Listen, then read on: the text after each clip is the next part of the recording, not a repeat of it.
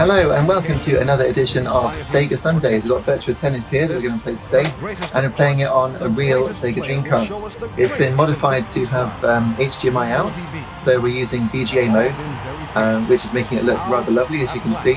And the idea is I'm going to try and finish the arcade mode. Now, I do find this game quite difficult, so it might take a couple of continues, but we'll see if we can do it in one go. I'm not quite sure which tennis player I should choose. They're all officially licensed. We've got Tim Henman, who official Dreamcast magazine says is the zombie Tim Henman, because he looks like a zombie in this game. But I'm not sure. Powerful stroke, big server. I think I'm going to go for Tim, the volley master, and see if I can get up close to the net. You never know. So there are 5 rounds, a bit like Virtua Striker actually, and it's classic arcade action with quite a lot of depth really, and it's so controllable. Go on Tim, yeah! So this game actually controls unlike most other tennis games. In most tennis games you think of tennis on the Game Boy and smash court tennis, things like that. Oh, that's a good passing shot. Usually you have to press the button when it gets to you. Oh, also that one on the Capcom Home Arcade. You press the button right when it's there to hit it. Whereas with this, you get your character or your player into position and then hold the button to start your animation. So that starts the swing animation, and while the animation is playing out, that's when you do your aiming. So you're holding the button and holding left or right or down to come close to the net. And then if your character is in a good position, then you should get a really good angle on it. If they're out of position, then it's a compromised shot, and that's when things start to go a bit wrong. So you want to get your player balanced, ready for the shot, and then the opponent has got nothing on you. So just like real tennis, it's about getting your opponent off balance, getting them out of position, and it's brilliant, it's brilliant.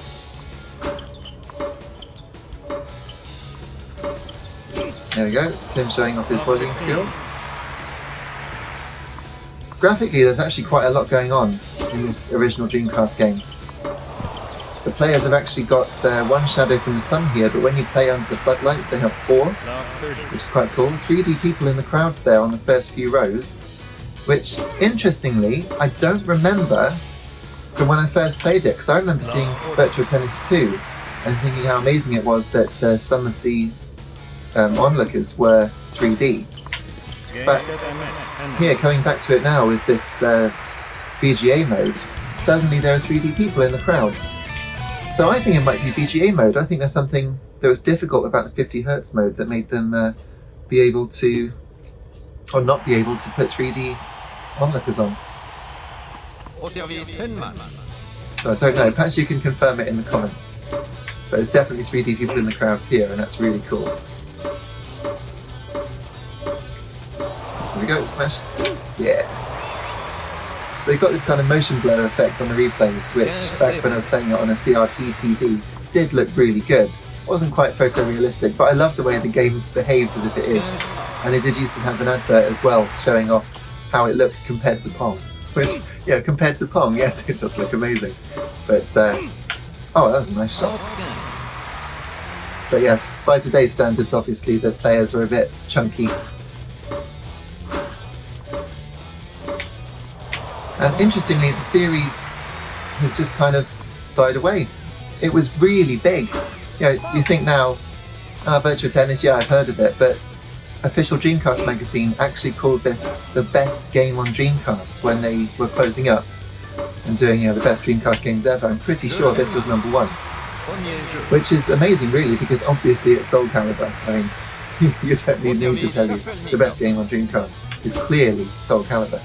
But nonetheless, this was a big deal. It's just so playable. And I think the reason it's so playable is because it's basically got a 1-button control scheme. So doing all of this, just by pressing the A button. There is a lob button, which is on B, but sometimes people ban that. You know, if you're playing in multiplayer, being lobbed is so annoying. So sometimes you're told you can't use the lob button, you just play with A instead. But as you can see, it still is moving like, oh, that's close. It's still moving like a real tennis match, all with one button, and that's quite amazing. And that's just the genius of Sega's arcade fare at the time, you know. They would just make games that were so simple to play. And yet here I am 24 years later, still finding new things, still having fun.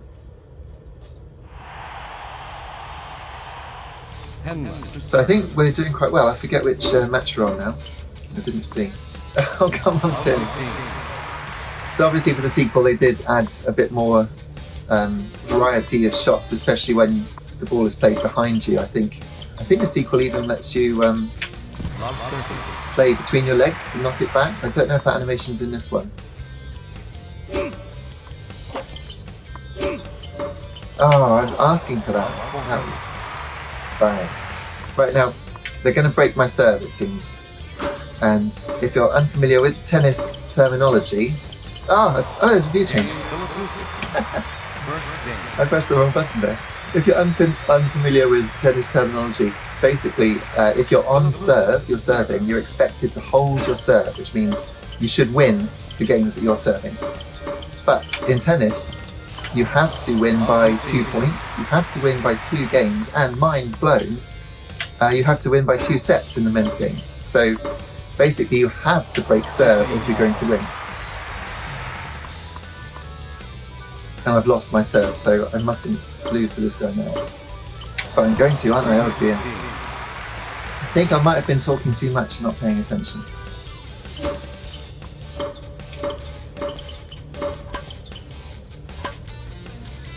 Oh, come on! 14-15. Alright, match point, so we're in danger of losing then. Real danger.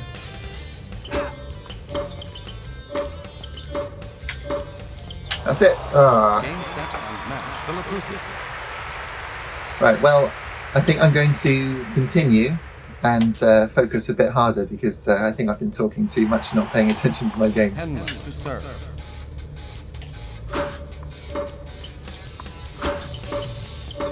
There we go, that's better. We got it, Tim. Yeah, look, 3D people in the crowds.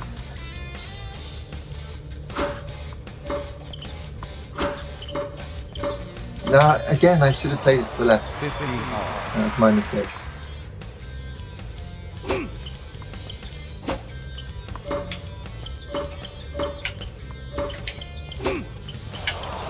Okay, well done, Tim. Yeah, it was on the line. Shot flew up. Oh yes. See?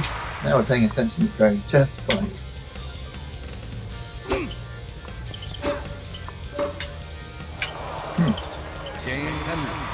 I might try that serve a bit more often actually. That's if you serve with X, you can actually put some swerve on it. So you can hold down just as you're about to hit it and it'll just dip down behind the net and get them way over there. And it really is just about getting them out of position, that's how you do it.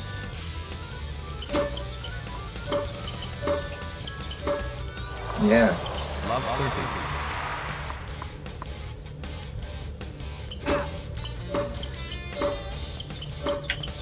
That's it. Match point already. Amazing what you can do when you concentrate. Oh, well done. Okay, that was good. So a different sound there was because he used the lob button. Perhaps I can lob him.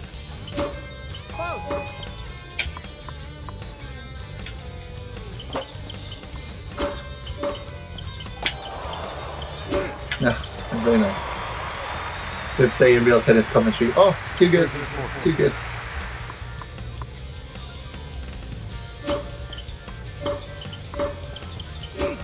Yes, okay.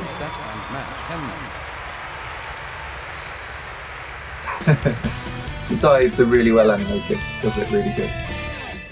Right, what game are we on now? Is it the final yet? No, 4th round. And we're at Wimbledon. Unlicensed Wimbledon, the old England Championships of course, but here we are on grass. And if you watch the court, you'll see clouds going over it. Oh, I thought I had that.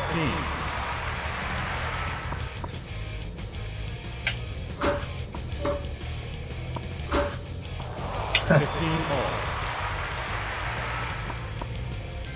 Let's try and get him right over to the left. Run into the net. Oh!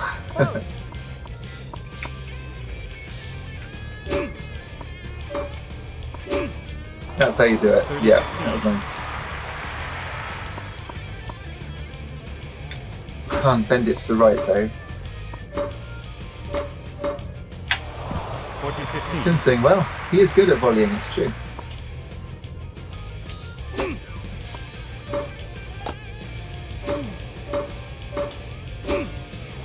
Game Henman. First game. Henman suddenly looking like the world's #1. Kuria. He did actually win something. I remember I was at university and we had a day, because I was doing multimedia journalism as my degree, 15. and there was a day where we had to come up with a news program looking at real stories, and one of the stories of the day was Tim Henman actually won something. I think it was the Australian Open. 15. So I don't think he won Wimbledon, though, did he? Everyone wanted him to, but he never did. Oh, 30-15.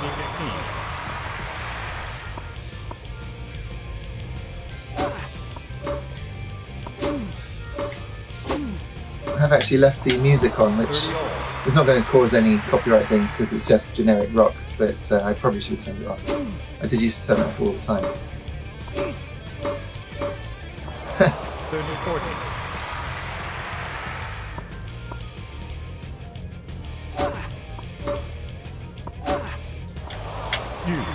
Oh, jeez. There's the clouds going over the court, look. Shadow of the clouds. Advantage Henman.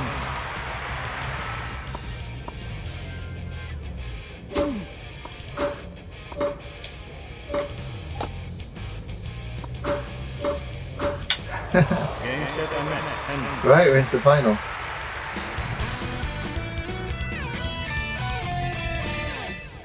I wonder who it will be in the final. Johansson. Scarlett Johansson. No, I'm joking, it's Stephanie Johansson. Isn't he a Formula 1 driver?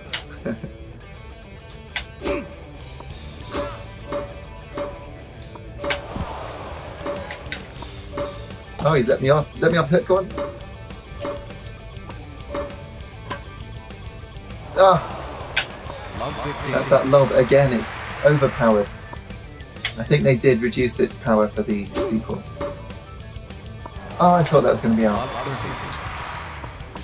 13. Okay, I'm risking going a breakdown. Risking having a breakdown. Oh dear.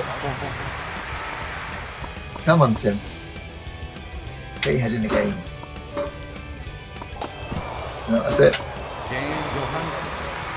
Okay, so you got to do it the hard way. Johansson to serve. Goodness me, he's got a serve on him, hasn't he? Love 15.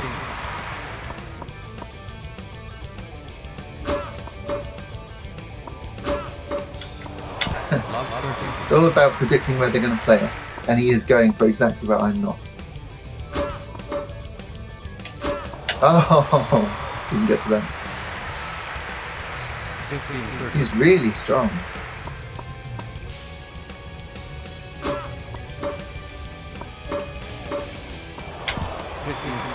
I mean, noticeably stronger than the other players.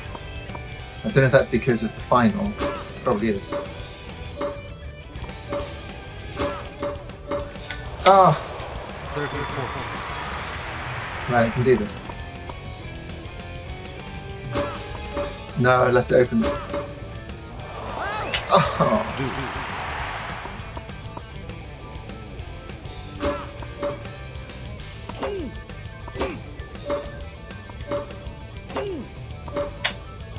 Okay, good. Advantage Henman. I'll play it to the right. Ah, down the line. His shot choice is really good, noticeably better than the other players down there. Okay, of course. Oh! Advantage Johansson. Right, at risk of going out again.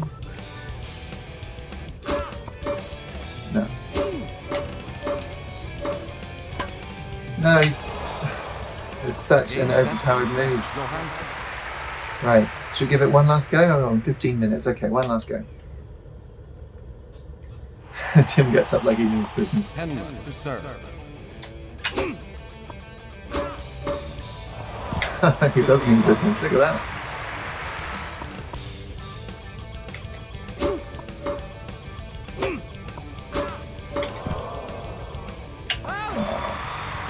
The computer's very good at knowing when it's going to land out. Whereas I've noticed human players tend to want to hit the ball anyway. 30-15.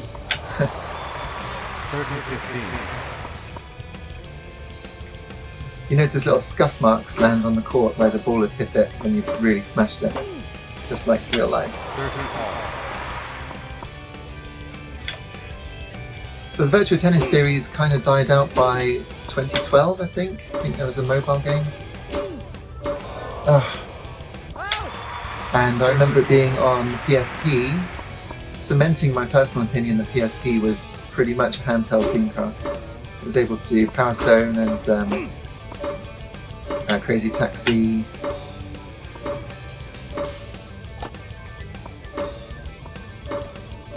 No! God! Oh, he almost got it. Did you see that? Look. First game.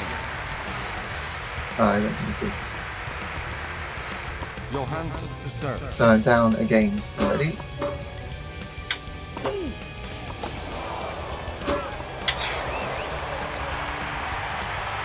15 love.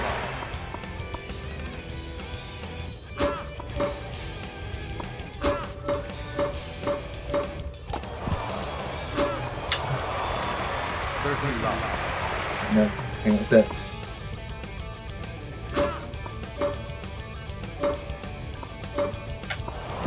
However, that's what my boss Mike Cundy used to say. However.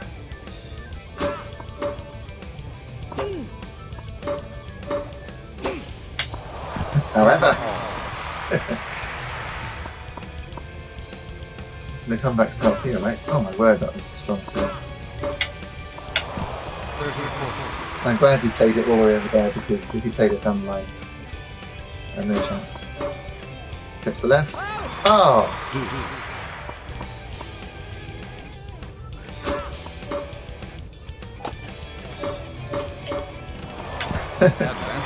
If he played it to the left there, I was in there, wasn't I? I'm going to play it to the right. Play it to the net. Ah. He wasn't out of position enough to do that.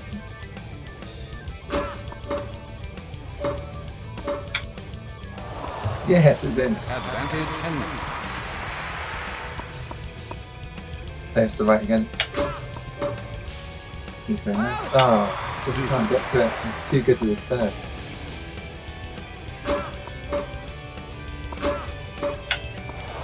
Advantage Henman. It's really good, isn't it? Not quite as exciting as Virtua Striker 2.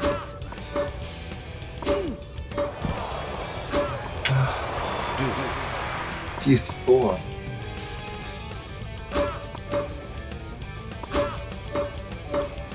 Oh. Advantage. Right, now we're in trouble because I've had difficulty winning from this side.